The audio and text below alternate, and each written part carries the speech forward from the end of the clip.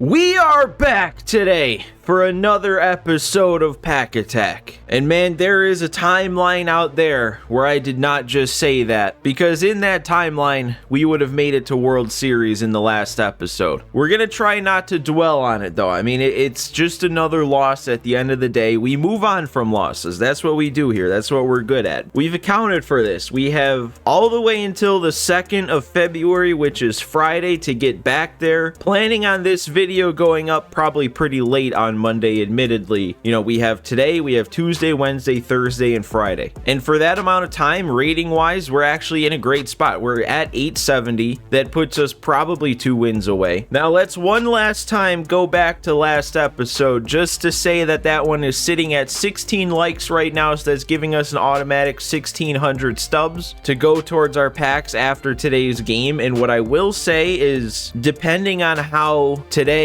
and the next couple of games go, we might have to start disregarding the likes for stubs, just because, you know, we're still not running out of time yet. But if things get dicey, if I pick up a couple more losses, I might have to start playing multiple episodes worth of games at a time. And if I do that, obviously I won't know what the previous episode's likes are at. So still today, if you want to leave a like, that'll count for 100 stubs towards next episode. But after today, you know, we're gonna kind of have to play it by ear. We also did only add another 19,535 stubs to the bank to bring us back up over 200,000 to 202,482. It's kind of weird to feel like 200,000 is a little bit on the lower end of what we've had lately, but it is. I feel like we gotta at least be a little bit more careful with how we spend our stubs, but we're still gonna spin a new program wheel today. We still gotta do that. I know we've been sitting on this screen and you see a couple changes to the team. We'll get into that after we spin the wheel and see who's going to be new. But I think I will say I did do it once already, so like the rule is kind of thrown out, because last episode I landed on that Finders Keepers Tim Salmon and I didn't add him to the team. I do think we're at the point right now where if there's not a clear addition to the team, I'm not going to worry about trying to fit them in and debut them for just one game and then get rid of them. Like, we need to win.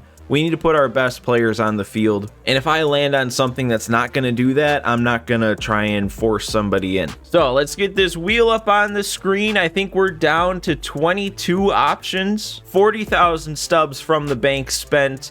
And we're, oh, this is a big one. I mean, this is a very similar pack to the World Series rewind pack that we just got after last game, because we finished the World Series program. There's 2 items that we can choose, 30 total, and going through this in the past and what we have, I know one pick. I did have a plan of who my second pick was going to be, at least at the time.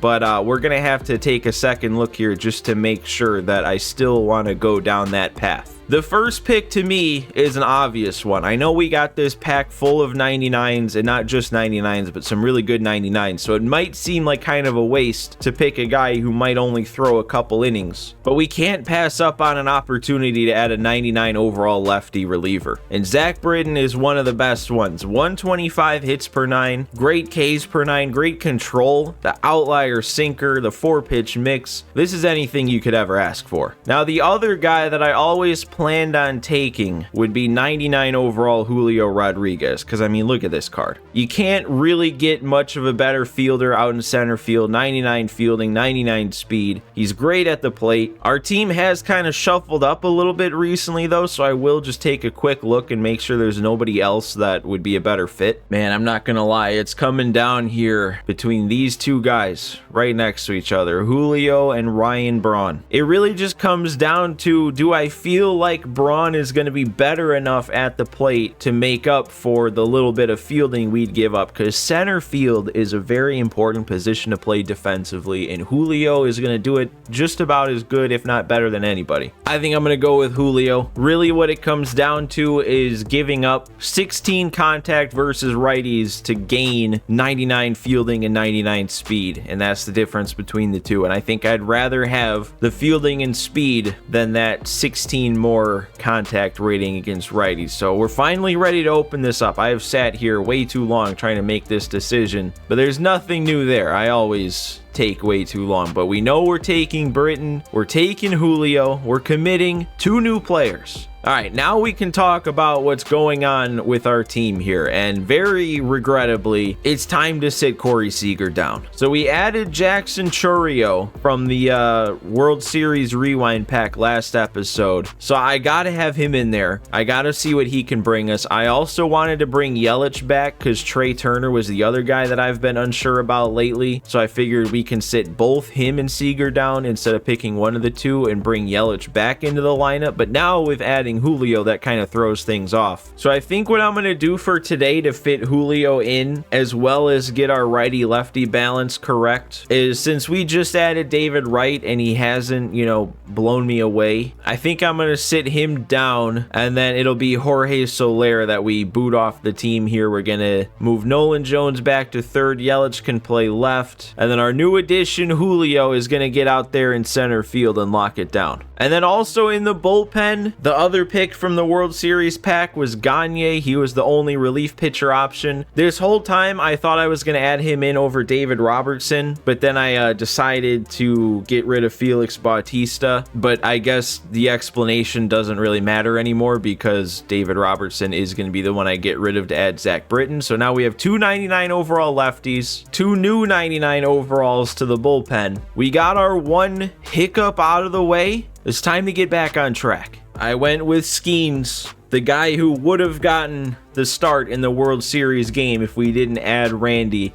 We got to face Randy, the other Randy. We're back at home though, but this dude has the World Series icon. He's also got a really good record that also has me worried about. Oh, he wants a friendly? Okay, I was curious. I wanted to see if we were going to be on legend difficulty, but he offered me the friendly before I could even find out. And you know what? I learned my lesson last episode. I'm accepting more friendlies now. Watch this be the exact same guy. The rating window got to like the same spot. Take two. Nope, this is a different guy.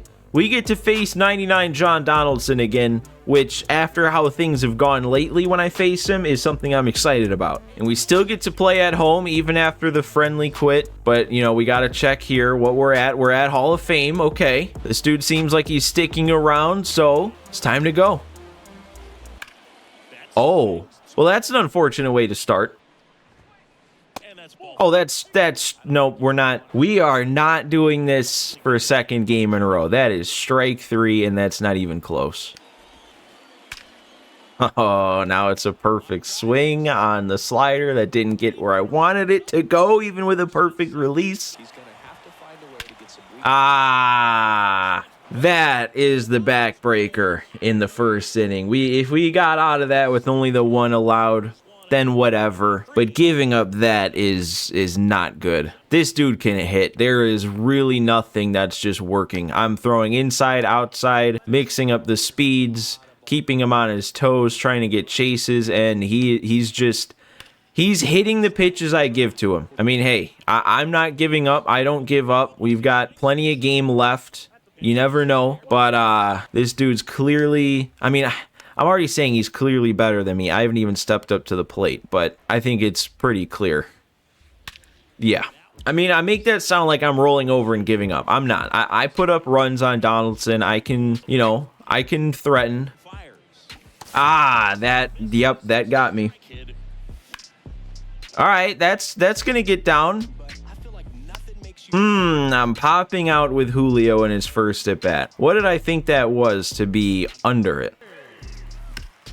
Well, I almost looked good at the plate, and then I made the last 2 outs on like 3 pitches, and we're coming away with nothing, so good response.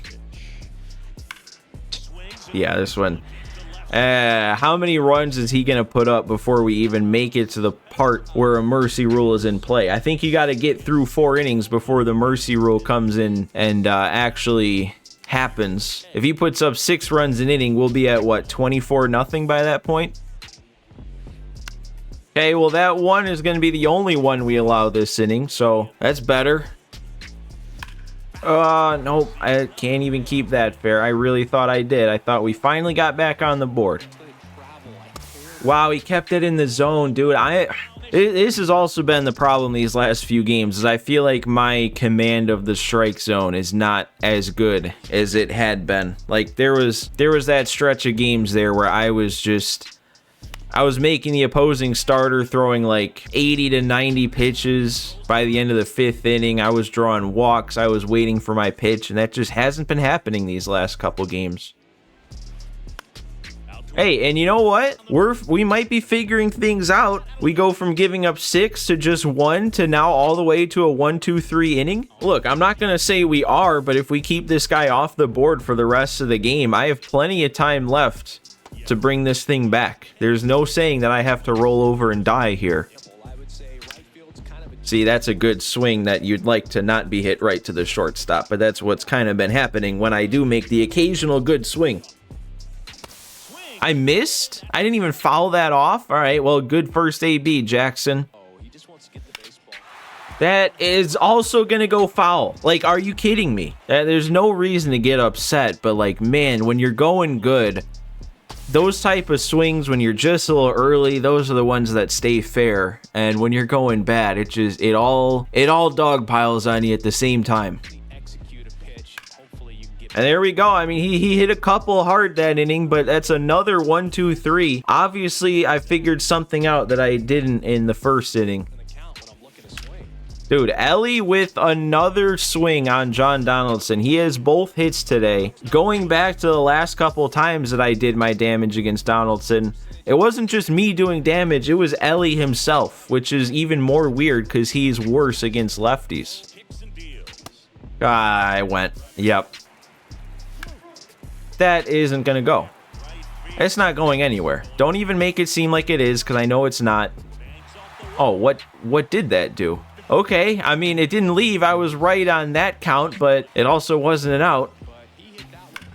And Vlad, okay, run maybe, and we don't get any outs. No outs on the play. First run across. Big swing here, and we're right back in it. All right, but we end up drawing the walk. That's bases loaded. Sean Murphy coming up to the plate. No, I was just barely under that, and I can't send Babe. And that's going to hang up too long. Unbelievable. There we go. Good spot on the slider. If only Skeens could have been pitching like this from the first inning. And Julio, show off that range. Look at him. It was easy. Churio? No, how did that... Wait, actually? No, okay. That was a roller coaster. I thought I smacked it off the bat, and then it looked like it wasn't even going to make it to the track. Then it kind of looked like it was carrying a bit. God, there is no way that I'm missing some of these pitches. How is Acuna accounting for half of my strikeouts? Oh, and he's going to run that down. Why am I not hitting this slurve? Ah, he's going to get his first hit in a very long time there. I thought he was going to run himself out at second, though. Ah, now he's putting it together. Oh, Ellie, make a play, man. All right, and that is the final out. Only the one more. Wait, oh, I lost track of the outs. How did I lose track of the outs? I don't lose track of the outs. Ah, it would have been much nicer if that was the third out, because now we're giving up 2 extra runs. Come on, Acuna, let's get there. All right, there we go. I don't know why I'm saying there we go, like we just escaped giving up a lot of runs or something. And we're back to this. Yep, my window opened and closed. I don't even foul that off? Are we sure? Dude, honestly, I don't want to burn any pitchers, but I don't know. Skeens has nothing left. I can't not, try. I'm not just going to automatically throw the game, even though it's over and it's been over. Ah, yeah. We're due for one of those at some point. Of course, he's going to get one of those to land when he's already up by 9. Ah, oh. Okay, that's a welcome surprise.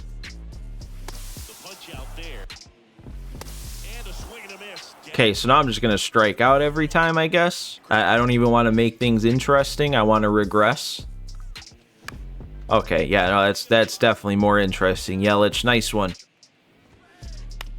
And there we go. Pop up to left to end it. Cano gives us two scoreless, right? He didn't give up a run. Acuna, he might have gotten enough of that one. He did. We're taking one out here. That's my first homer in a while. Oh, hang on. I finally hit a splitter. Look at me go. And that one's going to go too. Back to back here off of John Donaldson. Don't say I'm dead yet. Hey, we made him go to a new arm. That's a victory in and of itself. You know he didn't want to have to burn a bullpen arm. Oh, and I really should have hit that too. That should have been 3 in a row. What am I late for? Well, hey, I guess now would be a great time to see our new guy. Let's see what set 1 Gagne can do. That's a strike. Oh, come on, man. If we had a single ball or strike call, whether it be on the edge of the zone or a check swing situation, if I had a single one of those go my way. Oh, he missed. Okay, I thought since that ended up in the zone, that wasn't going to work out. 1, 2, 3 for Gagne with a couple punch outs. Dude, who would have thought we'd be here? Giving up 7 runs in the first 2 innings, 6 in the first. Who would have thought we'd still be playing this game in the bottom of the 9th inning? Oh my God, I can't miss that.